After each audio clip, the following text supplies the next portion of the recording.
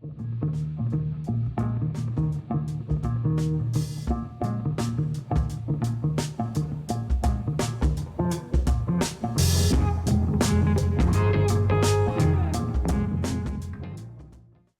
वालेकुम जी and welcome back to our channel stars with एज के। आज का जो हमारा सेशन है उसका टॉपिक है transitions with integrity, best practices for professionals changing organisations, यानी कैसे और किन चीज़ों को मद्देनज़र रखते हुए प्रोफेशनल जो हैं वो ट्रांजिशंस कर सकते हैं बिटवीन ऑर्गेनाइजेशंस। हम फ्यूचर में भी ऐसी हेल्पफुल वीडियोस और सेशंस लाते रहेंगे, तो चैनल को ज़रूर सब्सक्राइब कर लीजिए और लोगों तक इस इंफॉर्मेशन को ज़रूर शेयर कीजिए। हो सकता है आपका ये स्प्रेड करना किसी के काम आ सके। आज के सेशन की तरफ बढ़ते हैं और आज के सेशन में हमें जिन लोगों ने ज्वाइन किया है वो हैं आरजू मलिक साहिबा, जो कि future smart inclusive school Islamabad की फाउंडर हैं। इसके अलावा दूसरी शख्सियत जो हैं वो हैं सलमा सलेमानी साहिबा, जो कि फाउंडर हैं little pandas early intervention centre Mansehra से। तो थैंक यू वेरी मच जी, आप दोनों ने ज्वाइन इन किया for this very important and critical topic. मैं दोनों का शुक्रिया अदा करता हूं और आपकी इजाज़त से मैं बात का आगाज़ अगर आरजू मलिक साहिबा से करना चाहूँ। And coming straight to our topic, कि आप क्या समझती हैं कि क्या एथिकल रिस्पॉन्सिबिलिटीज़ प्रोफेशनल्स को अपहोल्ड करनी चाहिए जब वो रिज़ाइन कर रहा हो किसी भी ऐसी ऑर्गेनाइजेशन से, सेंटर हो, स्कूल हो, थेरेपी फैसिलिटी हो।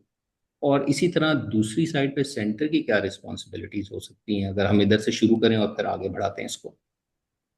एक्चुअली रिस्पॉन्सिबिलिटीज तो दोनों साइड से बनती हैं। मतलब हम किसी एक पार्टी को ब्लेम नहीं कर सकते हैं कि, या हम किसी एक पार्टी को से ये एक्सपेक्ट नहीं कर सकते कि उनको ये इन सब चीज़ों को, जो प्रोफेशनल इंटेग्रिटी है उसको अपनी नज़र में रखना चाहिए, उस पर ध्यान देना चाहिए, उसको फॉलो करना चाहिए। एक्चुअली दोनों साइड से ये सब चीज़ें फॉलो होनी चाहिए हैं, और जितनी हद तक हो सके वो उन्हें करना चाहिए। हम्म। अच्छा ये बताइए, अगर सलमा साहबा आप भी इसको रिस्पॉन्ड कर सकती हैं इसी क्वेश्चन को, और आगे मैं अगर लेके चलूं और ये पूछना चाहूँ कि रिस्पॉन्सिबिलिटीज कहाँ से शुरू होती हैं जब हम पर्टिकुलरली लिविंग द प्लेस की बात करें, कि कितना आप समझती हैं कि टाइम जो है, टाइम फ्रेम देना चाहिए ईदर पार्टी को, रिजाइन पीरियड जिसको कह लें, नोटिस पीरियड कह लें, जब फैसिलिटी को छोड़ने के लिए आप क्या समझती हैं कितना होना चाहिए और कितना है अभी, या कितना फॉलो हो रहा है, और उसकी वजह क्या है, इतना पीरियड क्यों होना चाहिए। अस्सलाम वालेकुम Kamran, thank you very much. ये बहुत इम्पोर्टेंट टॉपिक है, और गुड आफ्टरनून ऑल्सो टू आरजू। ऐसा है कि कंट्रैक्चुअल ऑब्लिगेशंस जो हैं वो किस वक्त शेयर की जाती हैं, कैसे की जाती हैं, और इम्प्लीमेंटेशन उनकी कैसे होती है, ये तीन चीज़ें फंडामेंटली इम्पोर्टेंट हैं। जब इंटरव्यू आप कर रहे हैं अपने कैंडिडेट को, तो चाहे वो टू फेज इंटरव्यूज हैं, मतलब कि पहला जो है वो हो सकता है जूम लिंक हो, जूम का इंटरव्यू हो, सेकंड जो है वो फेस टू फेस हो। फिर ऑब्जर्वेशंस जो हैं वो रखी जाएं ये देखने के लिए कि आपका पोटेंशियल कैंडिडेट जो है, जिनको आप सेलेक्ट करने के हवाले से सोच रहे हैं, वो उनकी परफॉर्मेंस कैसी है। उसके बाद फिर जो face to face discussions, questions, answers जो होते हैं, उसमें कॉन्ट्रैक्ट साइन करने के बगैर किसी को कभी एम्प्लॉय ना किया जाए, ये पहली चीज है। हम्म। कॉन्ट्रैक्ट जब साइन हो तो कॉन्ट्रैक्चुअल ऑब्लिगेशंस सिर्फ पेपर पे ना हो, वर्बली भी समझाई जाए कि देखें ये कॉन्ट्रैक्चुअल ऑब्लिगेशंस हैं। और कॉन्ट्रैक्ट्स जो हमने अपने बनाए हैं उनके अंदर नोटिस पीरियड जो है वो हमने 3 मंथ्स का रखा है, और वो एक टर्म है। उसकी वजह ये है कि हम एक educational stroke therapy intervention service centre है। बच्चे ऐसे हैं इन टर्म्स ऑफ हर बच्चा, हर इंडिविजुअल इस तरह है, और यंगर चिल्ड्रन स्पेशली, कि वो बहुत जल्द अटैच्ड हो जाते हैं अपनी टीचर के साथ, अपनी थेरेपिस्ट के साथ, मतलब वो अटैचमेंट्स बन जाती हैं। जब हम स्पेशल बच्चों को देख रहे हैं, तो डिफरेंटली एबल्ड बच्चों के साथ काम कर रहे हैं, उनकी उनकी सॉरी वो जो डिस्टरबेंस होगी इन टर्म्स ऑफ कि अगर कोई अचानक चला जाता है, वो ये नहीं सोचता कि उनके एक्शन का फॉल आउट जो है वो उस बच्चे पे कैसे होगा। We're working with children who have autism, who have ADHD. It's imperative कि एक smooth transition हो। उस smooth transition के लिए हमने ये कहा हुआ है कि आप सेमेस्टर के, अगर आप छोड़ना चाह रहे हैं, आप सेमेस्टर के एंड पे हमें नोटिस Okay. देंगे। Yeah. आप फिर अपना पूरा सेमेस्टर काम करेंगे। उस सेमेस्टर के दौरान ऑर्गेनाइजेशन को ये टाइम मिलेगा आपकी जगह पे रिप्लेसमेंट एम्प्लॉय करना। वो 2 मंथ्स में हो जाएगा, और थर्ड मंथ जो है वो नए कैंडिडेट को आपके साथ साथ काम कराएंगे, क्लासरूम में, थेरेपी रूम्स में। यहाँ तक के बच्चे जो हैं वो नए आने वाले के साथ 1 मंथ में फेमिलियर हो गए, एक स्मूथ एंट्रेंस हुई, और एक जो है वो 3 मंथ्स के बाद एग्जिट कर गया। हाँ, अब जब बात करते हैं स्मूथ एंट्री एग्जिट्स की, और again it's how professional your team is and how, मतलब किस तरीके से वो जो है वो इन चीजों को समझते हैं, और इन चीजों को किस तरीके से इंकॉर्पोरेट करके तो चलते हैं। Right. हमने ऑब्वियसली फिर ये है कि you have to see, unfortunately it is like this, it's not like this anywhere else in the world. यहाँ पे इस तरह करना पड़ता है, एंड इनिशियली आई फेल्ट कि it was wrong, but then वक्त के साथ तजर्बा ये सिखाता है कि एक्चुअली हमें ये करने की यहाँ जरूरत है। 1 मंथ की होल्डिंग सैलरी रखते हैं। Okay. होल्डिंग सैलरी 1 मंथ की हम 3 मंथ पीरियड के ओवर जो है वो डिवाइड करते हैं, मीनिंग के you're an employee, I've given you your first salary. From your first salary, I will take off one portion of your Okay. monthly salary, and I'll Okay. do that for 3 months. In your fourth month, you will get your full salary. But when you leave us, giving us your 3 months, one term's notice, that full 1 month salary will be dispersed to you with your last salary. Okay. Okay. Okay. ठीक है। उसके Got it. साथ साथ फिर क्या है कि हम continuously assess करते रहते हैं situations को, because it's important to know, and again experience teaches me otherwise. It's not what sometimes people have such poker faces that you think something else and actually there is something else, but it comes back down to the fact that as an organization, irrespective of what happens, I feel मेरे HR policies, HR के हवाले से मेरा paper work, मेरी administration जो कर रहे हैं वो 110% above board है। तो that's how we will carry things forward. We won't make any changes to that. Okay. उसके साथ साथ फिर जब इंटरव्यू करते हैं, sorry, I'm just going to one last very important thing, references लेना।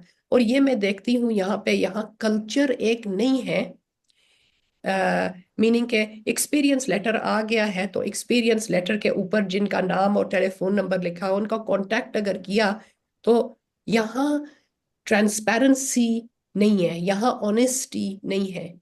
अगर कोई इशू है किसी के साथ, आई मीन हमने एक परफॉर्मा बनाया, रेफरी को वो सेंड करते हैं वाया ईमेल कि आप प्लीज ये फिल करके हमें भेज दें।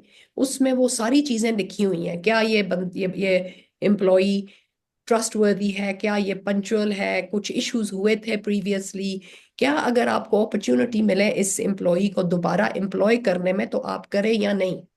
पहली चीज ये है कि वो परफॉर्मा अक्सर वापस आता ही नहीं है, परस्यू कर कर करके, तो it seems as if it's not important जी, हमारी टेलीफोन पे बात हो गई है, और हम्म टेलीफोन पे जिसके साथ बात हो रही है, हो सकता है कि वो बंदा ना हो या बंदी ना हो जिनका नाम रेफरेंस लेटर पे लिखा हुआ था.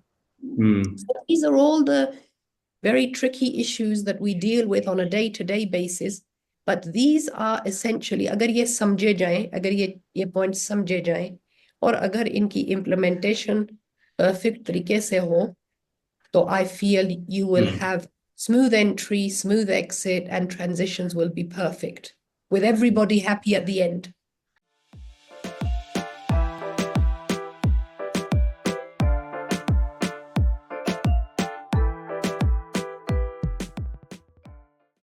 अच्छा, इसी बात को आगे लेके चलता हूँ आरजू साहिबा के पास के, इस पे भी बेशक कमेंट कीजिएगा, और ये भी साथ क्वेश्चन लीजिए कि क्या और कैसे, मतलब जो प्रोफेशनल है वो रेजिग्नेशन को प्रैक्टिकली कैसे प्रेजेंट करे, कम्युनिकेट करे टू द मैनेजमेंट। क्या और क्या उसको अपने कलीग्स को भी बताना पड़ेगा, बताना चाहिए, और जो क्लाइंट्स बच्चे हों या बड़े हों, जो भी इंडिविजुअल्स उसके साथ इन्वॉल्व हैं, क्या उनको भी इन लूप लेना चाहिए बिफोर के पैरेलल में सारों को बताना चाहिए, कैसे करना चाहिए? अच्छा देखें, पहली बात तो ये है कि जो एक्चुअली मैं कमेंट ये करूंगी कि जो सलमा ने कहा, मैं 100% एग्री कर रही हूँ। जो भी उन्होंने बात की कि असल में तो होना वैसा ही चाहिए, लेकिन अनफॉर्चुनेटली ऐसा नहीं होता, या ऐसा हम्म हम लोग कर नहीं पाते हैं। हम्म जिस तरह से मैंने एग्जैक्टली ऐसा स्टार्ट में करने की कोशिश की थी, लेकिन फिर मैंने थोड़ा सा उसको चेंज भी किया। हम्म जहाँ तक बात क्वेश्चन की है, वो ये है कि जब कोई भी, लेट्स से मैं अपनी एग्जांपल देती हूँ, अगर मुझे रिजाइन करना है तो मुझे उसको अपने कॉलीग्स को बताने की ज़रूरत बिल्कुल नहीं है। अगर मैं समझती हूँ कि मुझे बता देना चाहिए, मतलब इट्स माय पर्सनल डिसीजन, तो ठीक है, मैं बता भी सकती हूँ क्योंकि मैं एक हम्म एडल्ट हूँ। मुझ में इतनी अकल समझ है कि मुझे बताना चाहिए या नहीं, तो उसमें तो कोई रिस्ट्रिक्शन नहीं है। बट एज अ प्रोफेशनल लोग नहीं बताते, मतलब जहाँ पे मैंने काम किया है बाहर के मुल्क, नहीं बताते। और कुछ केसेस में अगर आपकी अच्छी फ्रेंडशिप है तो आप बता भी सकते हैं। उसके हम्म जब आपने अपनी जो एडमिनिस्ट्रेशन है, आप उसको रिजाइन कर रहे हैं, आपने उसको इन राइटिंग जो है वो देना है, अपना रेजिग्नेशन लेटर, और उसमें जो भी आपका नोटिस पीरियड है उसको आप मेंशन करें। और हमारा यहाँ पे कनाडा में थोड़ा सा डिफरेंट ये है कि जो हमारा नोटिस पीरियड है वो most of the time 2 weeks का होता है। ओके। हम्म 2 वीक्स का होता है, और उसमें एग्जैक्टली वही बात जो सलमा ने की कि 2 वीक्स में अगर आप 2 वीक्स का नोटिस देते हैं तो फिर आपको उन 2 वीक्स की सैलरी मिलती है जो आपने काम किया है। और हम्म अगर आप नोटिस नहीं देते हैं, you want to quit right away, तो फिर आपको उन 15 डे, मतलब ऑफ कोर्स फिर तो आपको पैसे नहीं मिलेंगे ना, क्योंकि आप हम्म नेक्स्ट डे आप नहीं आ रहे हैं तो जॉब पे। पाकिस्तान में आपके ख्याल में जनरली, जिस तरह इन्होंने बताया कि 3 मंथ्स का नोटिस पीरियड वो फॉलो करें, तो आप क्या समझते हैं कि कितना पीरियड फॉलो हो रहा है नॉर्मली, और आप लोग कितना फॉलो करें? एक्चुअली मेरी नेटवर्किंग तो जीरो के करीब है, इसलिए मुझे बहुत सी जगहों का नहीं पता।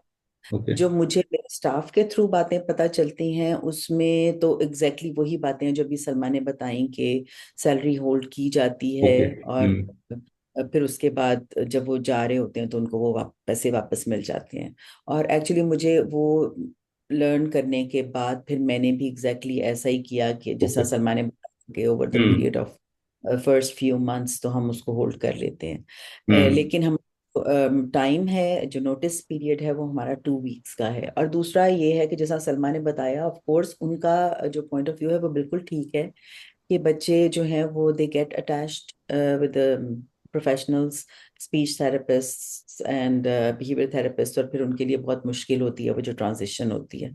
तो लेकिन हमारा क्योंकि एक तो 15 डेज का है हमारा, और दूसरा ये है कि मेरा सेटअप बिल्कुल डिफरेंट है। तो hmm it's not typical centre, तो मेरे जो बच्चे हैं उनको इतना ज्यादा इशू नहीं होता है, क्योंकि हम्म उनके साथ बहुत से लोग सेम टाइम पे काम कर रहे होते हैं।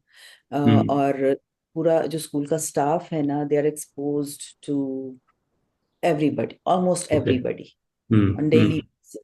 तो हमारे मेरे बच्चों को उस तरह से वो प्रॉब्लम्स नहीं होते हैं। लेकिन जो सलमा बात कर रही हैं वो बिल्कुल ठीक कह रही हैं, स्पेशली सेंटर्स में जहाँ पर बच्चे जो हैं कभी किसी स्पीच थेरेपिस्ट के साथ काम कर रहे हैं या बिहेवियर थेरेपिस्ट के साथ काम कर रहे हैं, तो ऑफ कोर्स जो चीज़ें वो बता रही हैं कि जो बच्चे फेस करते हैं और जो एडमिनिस्ट्रेशन फेस करती है, वो बिल्कुल ठीक कह रही हैं।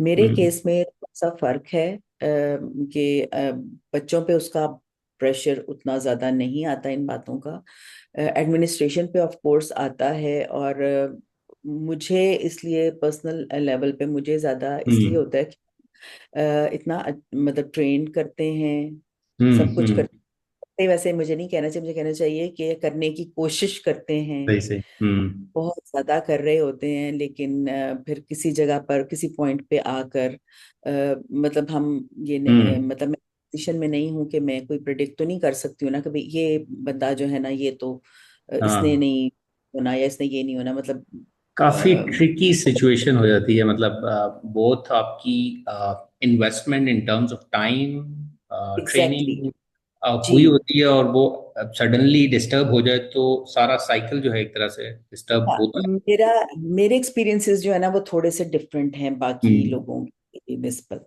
ओके। मेरे एक्सपीरियंसेस ये हैं कि हमें छोड़ना चाहने वाले जो है ना वो बहुत कम है, ओके।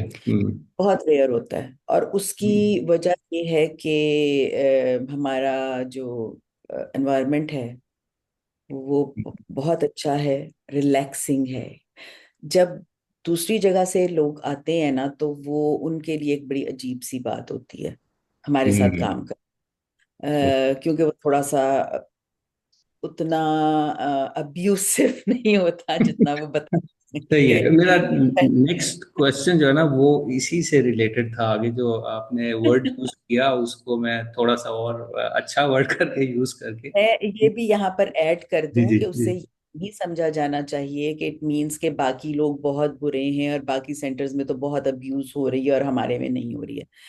नॉट एट ऑल, मैं ये नहीं कहना चाह रही हूँ। हम्म, ये बता रही हूँ कि ये जो लोग बताते हैं, और जाहिर बात है पाकिस्तान में अगेन वही बात कि बहुत से लोग क्योंकि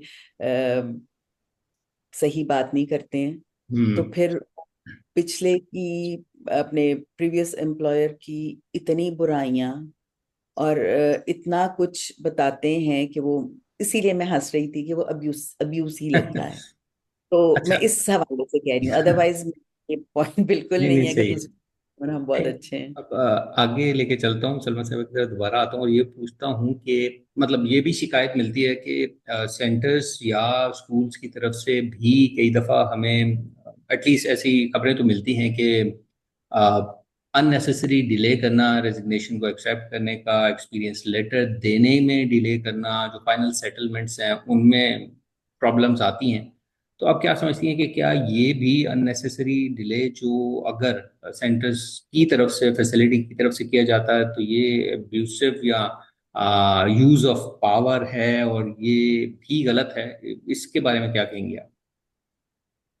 देखिए कामरान साहब, ऐसा है कि जब एक एम्प्लॉई ने ये माइंड मेकअप कर लिया है कि वो नहीं रह रहा, नहीं हम्म। रह रहे, ठीक है जी, I would say that they move on as quickly as possible. And I would say कि उनको जो है वो जितना जल्दी उनके प्रोसेस कंप्लीट करने हैं वो करके उनको जो है वो बहुत ऑनेस्ट तरीके से आप मूव ऑन होने दें, बिकॉज उनको एक्चुअली होल्ड ऑन करना कोई एडेड वैल्यू नहीं है, एक्चुअली ओके। या। डिस्ट्रैक्शन ज्यादा है हमारी। एज यू नो के 6 odd months हुए हैं शुरू किए हुए, एक स्मॉल टीम है, और एक स्मॉल टीम के अंदर हर कोई सेम पेज पे काम जब नहीं करेगा तो वो इश्यूज फिर जो है वो रिपल इफेक्ट होता है, वो यकीनन अफेक्ट करते हैं सबको। हम्म। और ये एक बात है कि एम्प्लॉई के कि मैं प्रोफेशनल हूँ, मैं मुझे मैं प्रोफेशनल हूँ, सेल्फ रिस्पेक्ट नामी कोई चीज है, ये हम्म। इम्पोर्टेंट है। हर एक की रिस्पेक्ट अपनी जगह पे होती है और हर एक को रिस्पेक्ट दी जाती है।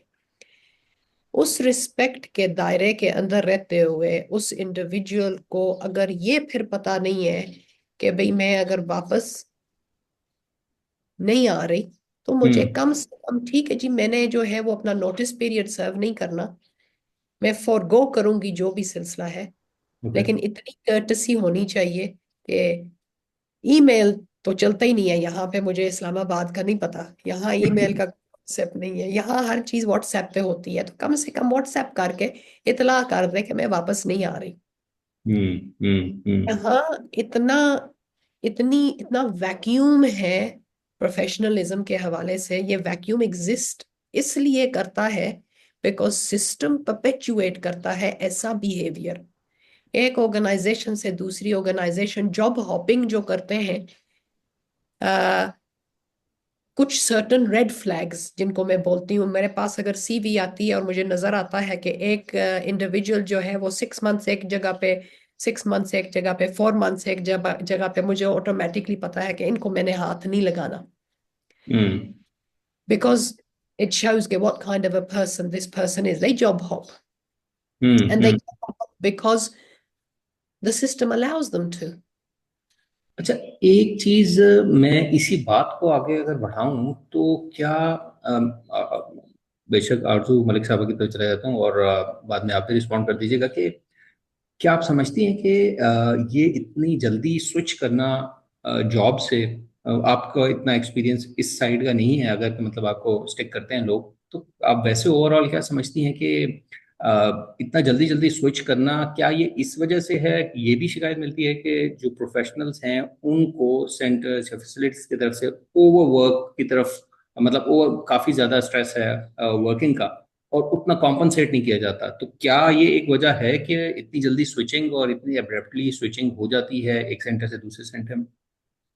अच्छा, एक तो बात यह है कि पहले जो सलमा ने कहा कि जॉब हॉपिंग वाली बात, मैं 100% एग्री करूंगी कि मैं भी ऐसा ही करती हूँ। मेरे पास भी जो सीवीज आते हैं और जिसमें बिल्कुल ये सिचुएशन होती है, 8 मंथ्स कहीं पे, 4 मंथ्स कहीं पे, तो मैं तो उनको हम्म। कंसिडर करती हूँ।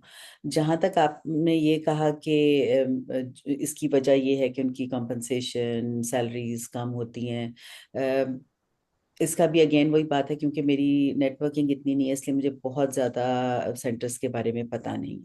हम्म। लेकिन ये मैं ज़रूर कहूँगी कि जो आप कह रहे हैं ना कि ओवरवर्कड होने की वजह से वो जॉब हॉपिंग होती है, हम्म। तो मैं तो यहाँ पे सिर्फ इतना कहूँगी कि पाकिस्तान में ज़्यादातर लोग जो है ना वो का वर्क को ओवरवर्क समझते हैं। सही सही। ठीक है, सॉरी टू ये से, अच्छा कहा आपने। ऐसा ही है। तो यानी कि जो आपका देखें, जो मैं अगेन मुझे शायद, अब जब मैं अपने स्टाफ को भी ये बातें बताती हूँ, उनको समझाती हूँ, या हम जब भी बैठते हैं इकट्ठे बात होती है, तो मैं उनको कहती हूँ कि मुझे ये बात कहनी नहीं चाहिए, हम्म। लेकिन अगर मैं आपको समझाने के लिए कहूँ तो फिर मैं आपको इन वर्ड्स में समझाऊंगी, और मैं आज आपके प्रोग्राम में भी वही वर्ड्स यूज करूंगी ताकि लोगों को भी पता चले कि इस बात का मतलब ये है। और हम्म। एंड आई सलमा भी एग्री करेंगी। देखें, जब आप कहीं पे काम करते हैं ना, तो आपको उसकी सैलरी मिलती है। ओके। या। लेट्स से आप 8 बजे से 12 बजे तक काम कर रहे हैं, तो हम्म। आपको 8 से 12 बजे तक 4 आवर्स आपने वहां पर गुजारने हैं, और अपना जो भी आप जिस फील्ड में भी काम करते हैं आपने वो काम करना है।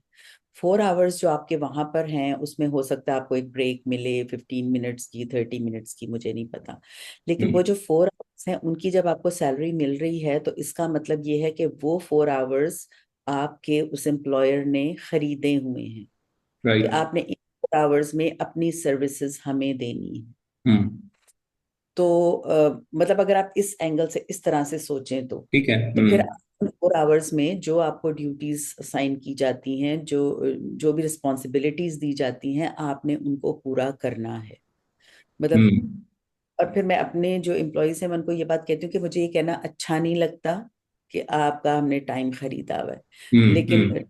यही है ना कि आप कहीं भी जॉब करते हैं, मतलब हम्म। Not hmm. ओनली हम्म। हमारे एम्प्लॉयज, लेकिन आप कहीं भी जॉब करते हैं, अगर आप कंप्यूटर के उसमें भी काम करते हैं, किसी सॉफ्टवेयर हाउस में भी काम कर रहे हैं, तो आपने वो टाइम आपका उन्होंने लिया हुआ है किसी और को नहीं दे सकते आप वो टाइम। क्योंकि आप वो आपको पे कर रहे हैं उस टाइम के सही लिए। है। तो ठीक है। मतलब ये खैर मेरी टीम तो बहुत अच्छी तरह से ये बात समझती है, बट हम्म अगर मैं जनरली स्पीकिंग, लोग खास तौर पे वो जो काम नहीं करना चाहते, या हम्म वो सैलरी तो नहीं लेना चाहते हैं 4 आवर्स की, लेकिन काम शायद वो 2 आवर्स करना चाहते हैं, एक सही में सही। फिर वो नई चीजें बहुत माइंड भी करते हैं। कि ये हम्म तो अच्छी बात नहीं है कि हमें ये कहा जाए कि आपने इतने आवर्स जो हैं वो खरीद लिए हैं। मतलब हम्म। वो इस sense में लेते हैं कि पता नहीं हमने कोई इंसान को खरीद लिया है, बंदे को उनको खरीद लिया है। वर्डिंग पे एतराज हो सकता है कि वर्डिंग Exactly, ही यूज ना हाँ, करें, नहीं लेकिन नहीं, फिर भी हमसे वर्डिंग पे काम ना इतराज कराएं हो, इतना। लेकिन ये वर्डिंग जो है ना, ये उस पॉइंट पे आती है हम्म। जब बंदा आपको बात को समझना ही नहीं चाह रहा। राइट आपको मेरी राइट। बात समझ आ रही है हम्म कि यानी आपने 4 घंटे जो है किसी को देने हैं, आप 2 घंटे दे रहे हैं, उसमें बाकी 2 घंटों में आप फोन भी यूज कर रहे हैं, हम्म। आप शायद कुछ खा भी रहे हैं, इधर उधर सैरें कर रहे हैं, और उसके बाद जब आपको ये कहा जाए कि आपको इस चीज की सैलरी मिलती है और इस फोन करने की नहीं मिलती है, तो of course you will be. आपको समझ ठीक आ है। रही है बात? तो नहीं ये नहीं, बिल्कुल आई गॉट द पॉइंट। रवैया जो है ना, हम्म वो प्रोफेशनल नहीं है। मतलब उन्होंने शायद एजुकेशन तो प्रोफेशनल बनने की ले ली है, लेकिन जो हम्म एटीट्यूड होना चाहिए वो वहां पर मौजूद नहीं है, हम्म। मुझे ये राइट राइट। इसी को आगे एक स्टेप और आगे बढ़ाता हूँ मैं, और सलमा साहब के पास दोबारा आता हूँ और ये पूछता हूँ कि वंस किसी बंदे ने रिजाइन कर दिया, बंदे ने या बंदी ने जिस भी प्रोफेशन में रिजाइन किया, और हमने ये देखा है कि प्राइवेटली वो उन्हीं क्लाइंट्स के साथ काम कर रही होती है या कर रहा होता है, तो क्या आप समझती हैं कि उधर से रिजाइन करने के बाद ये उसका राइट है कि वो with the consent of the parents और जो भी हैं उन, मतलब उन्हीं क्लाइंट्स के साथ प्राइवेटली भी काम करना, आप समझती हैं ये ठीक है या इसमें भी कुछ ख्याल रखना चाहिए एथिक्स का? कमरान साहब, हमारे कॉन्ट्रैक्ट के अंदर जो एम्प्लॉई साइन करता है उसमें ये कैटेगोरिकली लिखा हुआ है कि वो जो है वो ये नहीं कर सकते। ओके। वो जो है वो, एंड उसके लिए एक टाइम पीरियड है। वो ओके। टाइम पीरियड जो है वो 10 मंथ्स है।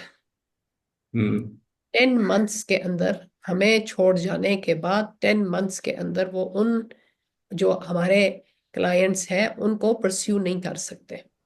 लेकिन आप समझती हैं अगर कि करते ये हैं तो फॉलो भी होता है, क्योंकि हमारे हाँ हाँ, फॉलो होता है। हमारे कॉन्ट्रैक्ट्स फॉलो नहीं होते तो ये कहाँ फॉलो होगा। हमने हम्म हम ये कौम ऐसी है कि फॉलो का वर्ड जो है वो हम कन्वीनियंटली फॉरगेट कर जाते हैं। हमें हमें ये याद ही नहीं रहता कि हमने साइन क्या किया हुआ है। हम्म। मतलब साइन भी किया होशो आवाज में, पूरे सब कुछ होते तो हुए इसका मतलब डेट है भी। वो जो contractual binding is not to be considered as binding, नहीं, मतलब ये वाला वो चक्कर है। नहीं, वो समझा ही नहीं जाता। वो समझा हम्म ही नहीं जाता। और ये इन एसेंस ये सबसे बड़ा इशू है। बिकॉज अदरवाइज अगर समझे आप कि भाई कॉन्ट्रैक्ट साइन किया है, आई एम अस्यूमिंग, मैं और आप जब कॉन्ट्रैक्ट साइन करते हैं तो हम ये कह रहे हैं कि जो जो ऑब्लिगेशंस इसमें लिखी है वो मैं या आप हम फुलफिल करेंगे। हम्म हम्म ठीक है जी। उनको फुलफिल बिल्कुल। करते हुए जो रिक्वायरमेंट्स है वो हम पूरी करेंगे, वो चाहे हमें पसंद हो या ना हो। अगर ना पसंद है फ्रॉम द बिगिनिंग, तो हर एक का राइट है कि वो इंटरव्यू देने के बाद भी उसको जॉब ऑफर भी की जाए तो वो डिक्लाइन कर दे, बिकॉज उसको ये लगे कि भाई ये कॉन्ट्रैक्ट जो है वो मेरे लिए नहीं है, मैं ये कॉन्ट्रैक्ट साइन नहीं कर सकती।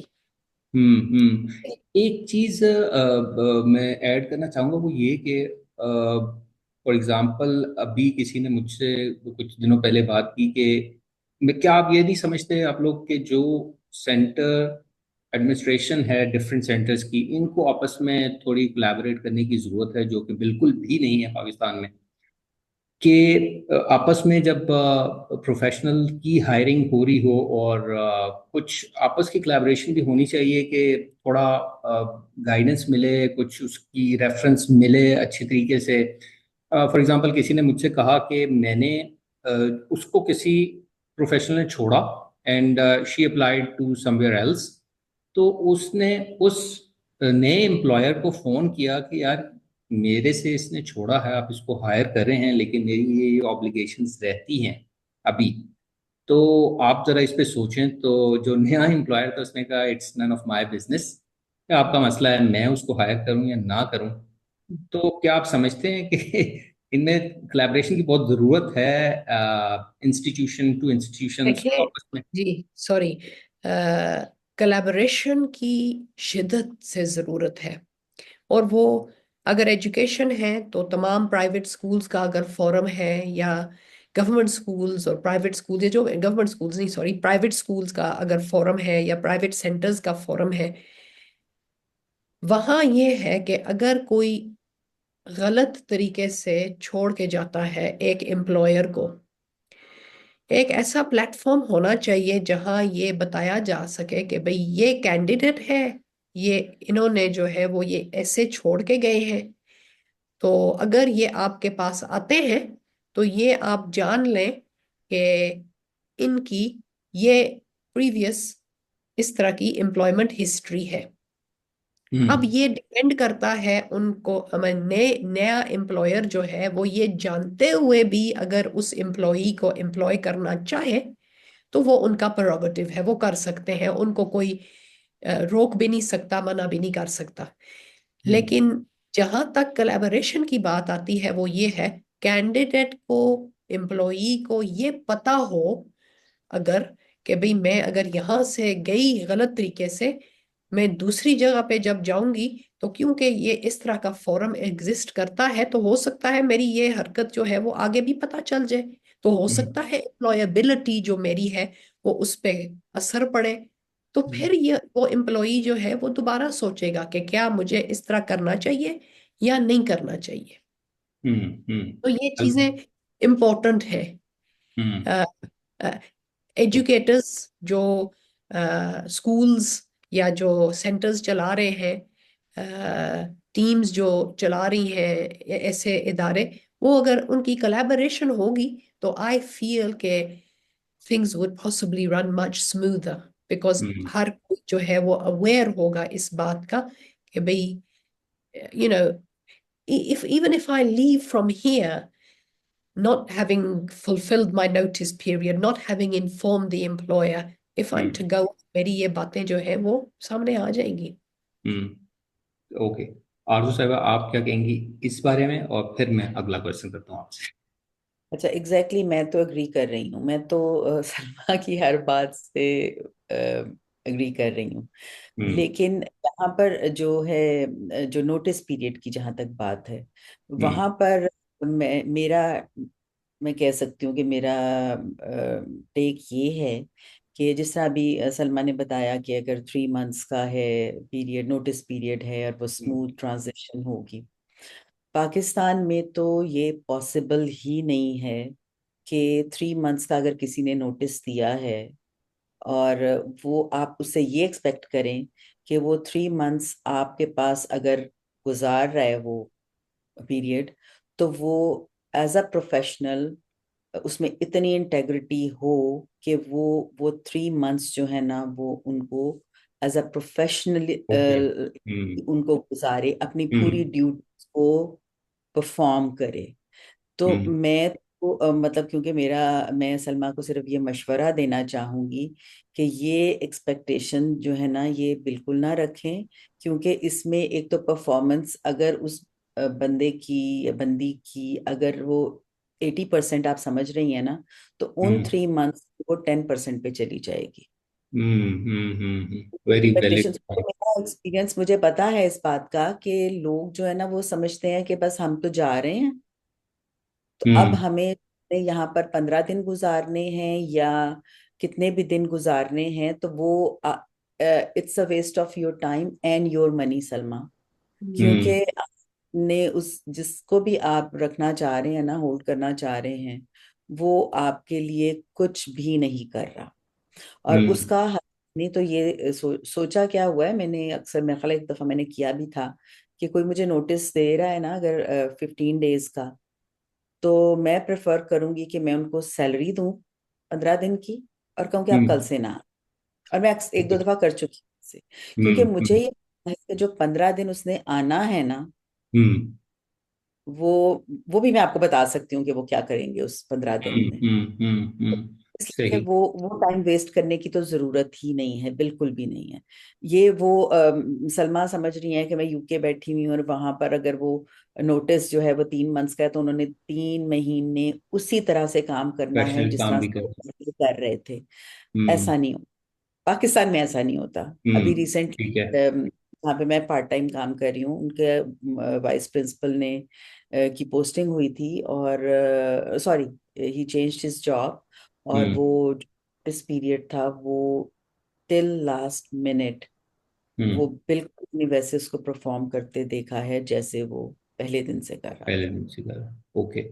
अच्छा, एक चीज मुझे और बताइए। अभी रिसेंटली एक मैंने फेसबुक पे एक पोस्ट देखी थी, विदाउट नेमिंग देम। दो प्रोफेशनल्स थे जो कि किसी इंस्टीट्यूट को छोड़ के गए, राइट? किसकी गलती थी, आई डोंट नो। लेकिन क्या ऐसा भी ठीक है कि मैं एक फेसबुक पोस्ट लगा दूं कि ये दो बंदे, ये दो प्रोफेशनल इस ऑर्गेनाइजेशन को छोड़ के गए हैं, ये है वो है? क्या ऐसा, मतलब जिस तरह वो प्लेटफॉर्म जो इसकी सलमा बात कर रही हैं, वो तो मुझे समझ में आता है। तो ये इस तरह पोस्ट करना किसी के खिलाफ, क्या ये ठीक है? आप समझती हैं कि इसकी गुंजाइश है या नहीं होना चाहिए सेंटर्स या फैसिलिटी की तरफ से भी? जी नहीं नहीं, पहले मैं बिल्कुल नहीं। आरजू का टेक ले लेते हूँ, फिर सॉरी सलमा साहबा की सॉरी, तरफ किसी आई पे बट लेते इट ये इन। दोनों साइड से नहीं होना चाहिए ना। नहीं होना। तो किसी एम्प्लॉयर को का ये राइट है कि वो उसको सोशल मीडिया पे उसको अनाउंस करे कि फला फला बंदा, इवन किसी का नाम लेकर तो सवाल ही पैदा नहीं होता, इवन बगैर उसके भी हम्म। ये बहुत ही बुरी बात है, अनएथिकल है। और अगर हम्म। ये काम किसी एम्प्लॉय की तरफ से हो रहा है, अगेन अ प्रोफेशनल, तो तब भी ये बहुत बुरी बात है, क्योंकि ये इसको तो हम कहेंगे कि ये बंदा मतलब उसको प्रोफेशनल हम कंसिडर ही नहीं कर सकते हैं कि जो ये काम करेगा। और हम्म। अगर मैं किसी को देखूं सोशल मीडिया पे कि किसी ने ऐसा किया हुआ है, तो मैं उस बंदे को कभी हायर ना करूं। सलमा साहबा, नेमिंग, ये तो एक। नहीं नहीं नहीं, नेमिंग और शेमिंग जो है वो इस तरीके से डिजिटल मीडिया पे हरगिज एक्सेप्टेबल नहीं है, नाइदर पार्टीज से, because at the end of the day उसमें जो है वो मुझे नहीं लगता कि अगर कोई ऑर्गेनाइजेशन इस तरह कर रही है तो वो डेफिनेटली प्रोफेशनल नहीं है। और हम्म। अगर कोई एम्प्लॉई कर रहा है तो मैं यही कहूंगी कि उनके अंदर भी वो प्रोफेशनलिज्म फिर नहीं है। अ, इस तरह वन। जो है वो okay. Ji, ji ji, please. आप कुछ कहना चाह रही हैं? जी इस तरह जो है वो अ, एक क्या कहते हैं, एक नया प्लेथोरा ऑफ इश्यूज हाँ, सही है, बिल्कुल ऐसे खड़ा ही है। हो जाएगा। पॉलिटिक्स इसमें भी बहुत ज्यादा इन्वॉल्व हो जाएगी। ओके।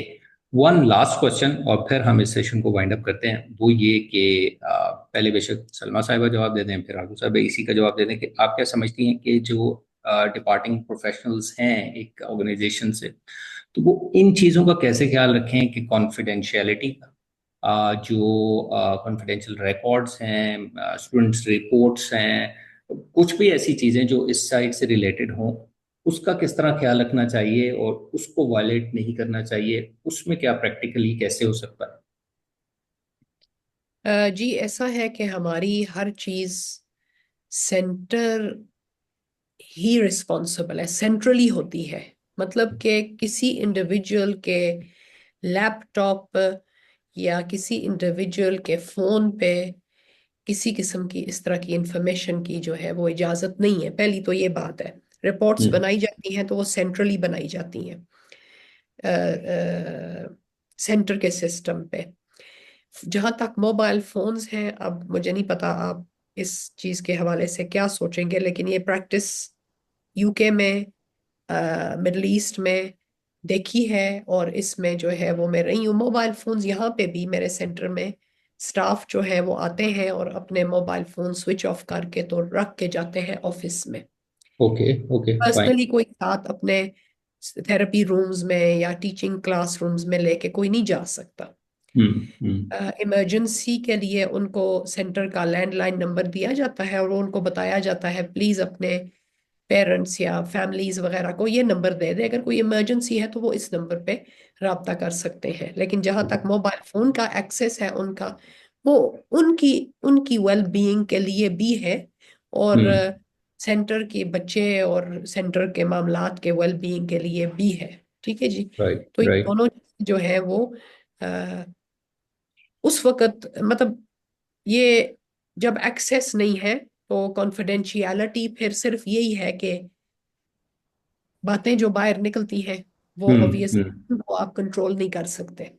हम्म। इंडिविजुअल चाहे हर कोई कॉन्फिडेंशियलिटी एग्रीमेंट साइन करता है, जो बाहर वो करना चाहे उसको आप रोक नहीं सकते। तो वो अगेन उनकी प्रोफेशनलिज्म ही रिफ्लेक्ट करता है और कुछ नहीं। राइट। आरजू साहिबा। अगेन सलमा की बिल्कुल मैं एग्री कर रही हूँ कि ऐसा ही है।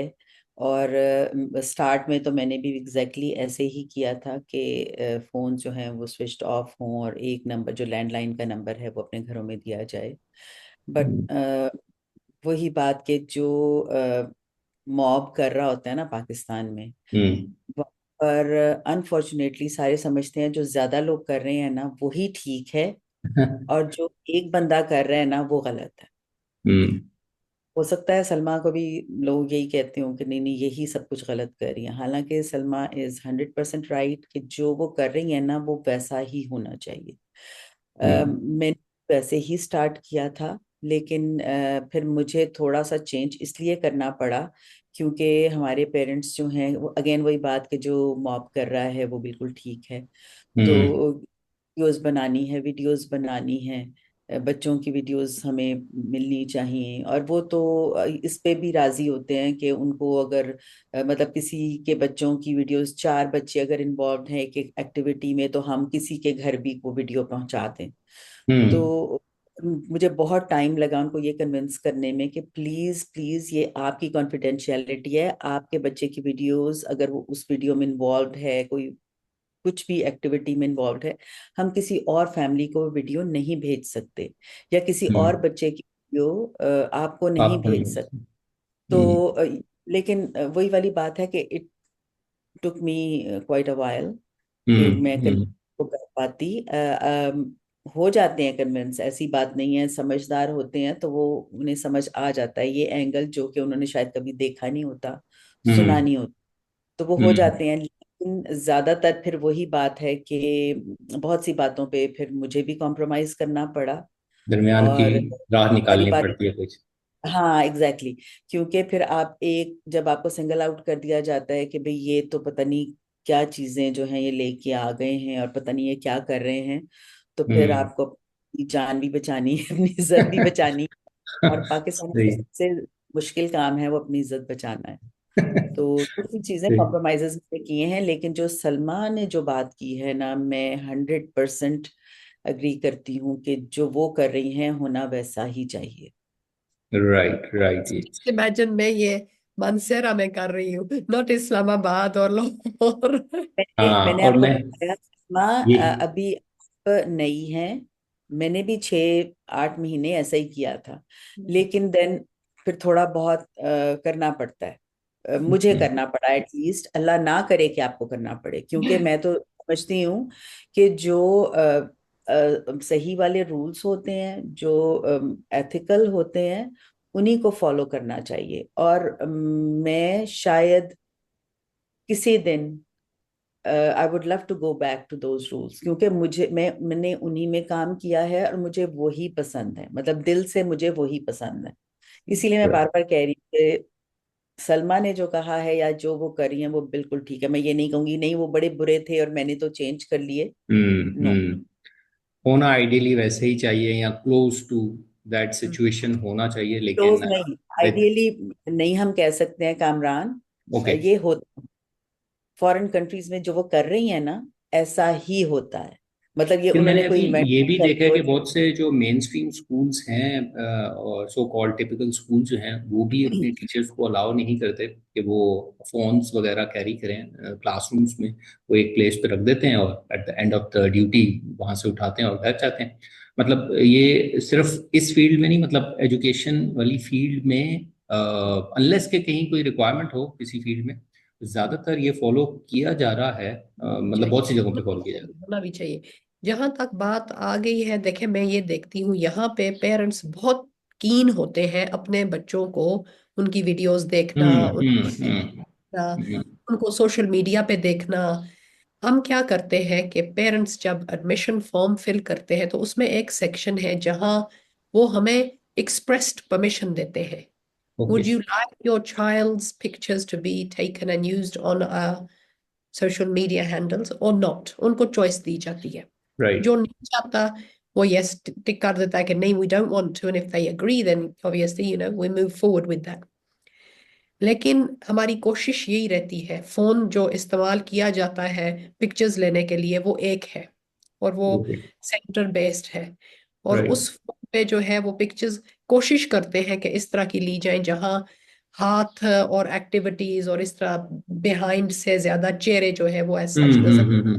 कई दफा जो है वो चेहरों को भी करना पड़ता है। राइट। राइट। इस वक्त जो है वो मैं ये सोच रही हूँ और इस तरह अनकरीब हो जाएगा कि हम एक ऐप जो है वो इंट्रोड्यूस कर रहे हैं सेंटर में, जो टैबलेट्स पे स्टाफ को ट्रेन किया जाएगा। स्टाफ जो है वो इन रियल टाइम वो एक्टिविटीज की वीडियोस और पिक्चर्स लेके उसी वक्त क्लिक करके तो वो पेरेंट को चली जाएगी उसी वक्त। ओके। और वो टैबलेट्स सेंटर के अंदर होंगी, स्टाफ का एक्सेस वहीं तक होगा, वो स्टाफ की पर्सनल कनेक्शंस उसके साथ कोई नहीं होगा। ओके। उससे ये होगा कि वीडियोस फिर हम कम इस्तेमाल करेंगे बच्चों के चेहरों का हम्म। हमारे जो सोशल मीडिया हैंडल्स है, बिकॉज ऑब्वियसली टिकटॉक है, हम्म। फेसबुक है, इंस्टाग्राम है, व्हाट्सएप चैनल है, अभी हम यूट्यूब चैनल बनाने जा रहे हैं, तो ओके। बहुत कुछ जो है वो इंशाल्लाह होता है इंशाल्लाह। इंशाल्लाह। ठीक इंशाल्लाह है जी। इंशाल्लाह। लेकिन यही बहुत। Reasons okay. या। सलमा, यही रीजंस थे जिनकी वजह से मुझे कुछ बातों पे कॉम्प्रोमाइज करना पड़ा। कि अगेन वही बात है कि जो मॉब मेंटेलिटी होती है, कि वो जो कर रहा है, मेरी फ्रेंड जो कर रही है, मेरी फ्रेंड का बच्चा जहां जा रहा है जो वो कर रहे हैं वो वाली बात ना कि जो grass is always green on the other side. Hmm. तो तो उससे वो कंपैरिजन और वो ये चीजें और फिर जो कंपटीशन है वो हम्म। चीजें कॉम में ये चीजें बहुत ज्यादा है। और उसी से फिर वो जब कंपटीशन होता है फिर उसी से वो जेलसी और पता नहीं क्या क्या चीजें जो है ना वो इवॉल्व होती हैं। राइट। आप यकीन राइट। करें, हमारे पास एक ऐसे पेरेंट आए जिन्होंने कहा कि जी हम स्कूल चेंज करना चाहते हैं, आपके पास आना चाहते हैं। मेरा पहला क्वेश्चन होता है, जी क्यों आप बच्चों को अनसेटल कर रहे हैं और मूव करना चाहते हैं? वो मैं जो भी है यही वो हमारे बच्चों की पिक्चर्स नहीं लगाते अपने सोशल मीडिया पे। तो मैंने कहा हो सकता है हम भी ना लगाएं, फिर आप क्या करें? फिर आप बच्चों को यही उठाएंगे फिर बात मूव करेंगे। तो सलमा, बच्चों को एग्जैक्टली जो यही बात है कि या जो अभी आप कह रही थी ना कि सिर्फ हाथों की हों बैग से हों, उसमें भी सेटिस्फेक्शन नहीं नहीं है। होता। हाँ, कपड़े मुझे पता नहीं, नहीं। बच्चे उसकी शक्ल नहीं आई बच्चे की। जिस जो थेरेपिस्ट है या जो भी है जो काम कर रहा है उसकी शक्ल नहीं आई। मतलब it goes on and on and on. और एक के बाद आप दूसरी डिमांड आ सकती है कुछ भाई। एग्जैक्टली आप इमेजिन नहीं कर सकते कि इवन ये यहाँ तक भी हुआ है। और अनफॉर्चुनेटली मुझे उन पेरेंट्स को बाय बाय करना पड़ा the very hmm. Next day, जिनकी डिमांड्स ये भी होती हैं कि उनके यंग बच्चे एंड दे आर डिसेबल्ड, हम्म। बता भी नहीं सकते हैं कि उनके साथ क्या हुआ है। और उनकी हम्म। डिमांड क्या है कि एक बच्चा जो चल रहा है, एक बच्ची सॉरी, वो हम्म। चलती, तो नहीं मैं उसको गोद में उठाकर गाड़ी से उतारती हूँ तो आगे जो आपका गार्ड है उसको गोद में उठाकर अंदर लेकर जाए। कैन यू इमेजिन कि एक हम्म। चीज जो बता नहीं सकती है वो एक स्ट्रेंजर को आप उठवाना चाह रहे हैं कि वो आपको गोद में उठाकर लेके जाए, जबकि हमारे एजुकेटर्स जो हैं वो गेट पर होते हैं रिसीव करने हम्म। के लिए। हम्म। तो मतलब इस तरह की जो डिमांड्स होती हैं ना वो उनको हैंडल करना बहुत मुश्किल है। और अल्लाह ना करे कि आपको इस तरह के चैलेंजेस मिले, लेकिन मुझे तो 4 साल में इतने मिले हैं कि अक्सर लोग मुझे कहते हैं कि तुम्हें भाग जाना चाहिए। और मैंने ये भी मैं देखा है कि कुछ लोग ऐसे भी हैं जो कि वाकई भाग भी गए हैं, मेरे सामने भी ऐसी एग्जांपल्स हैं। तो हम बिल्कुल जो है इस सेशन को यहाँ पे रोकते हैं। हमें दो तीन ऐसे सेशंस हैं जो मेरे जहन में हैं, टॉपिक्स जो मैंने आप लोगों से शेयर भी किए थे, हम उस पर भी बात करेंगे इंशाल्लाह। हम इस सेशन को काफ़ी हमारे टाइम से एक्सीड भी करता जा रहा है, हम इसको यहाँ पे रोकते हैं। और मैं आप दोनों का दोबारा शुक्रिया अदा करता हूँ कि जैसे मैंने सोचा था उससे भी ज़्यादा अच्छा ये इंटरेस्टिंग और इम्पोर्टेंट और क्रिटिकल टॉपिक है, जिस पे रिलेटिवली बात होती ही नहीं हमारे। मैंने नहीं देखा या देखा भी, मेरे नज़र से नहीं गुजरा, गुजरा भी होगा तब ऐसी चीज़ों में बहुत कम बात होती है, हालांकि होनी चाहिए ताकि अंडर डिस्कशन तो आए, कोई राह निकले, लोगों को समझ आए और बेहतर तरीके अडॉप्ट कर सके हम भी। So thank you very much जी आप दोनों का। इंशाल्लाह हम इन टच रहेंगे। आप रास्ते निकालते जाए, हम पीछे पीछे। हमारी तो कोशिश है कि आप जैसे लोगों की मदद से रास्ते पे चलने की तरफ लोगों को इन्फॉर्मेशन दें। और लेट्स इंशाल्लाह। होप एंड प्रे कि इस रास्ते को जो भी नजर आ रहा हो उसके ऊपर हमें चलने की तौफीक भी दे दे अल्लाह ताला। आमीन आमीन। तो थैंक यू वेरी मच जी इंशाल्लाह। वंस ठीक अगेन। और ठीक। इंशाल्लाह आप लोगों से राब्ता रहेगा नेक्स्ट सेशन के लिए भी। और तब तक के लिए इजाज़त दीजिए, इंशाल्लाह नेक्स्ट सेशन में मुलाकात होती है। अल्लाह हाफिज जी, टेक केयर।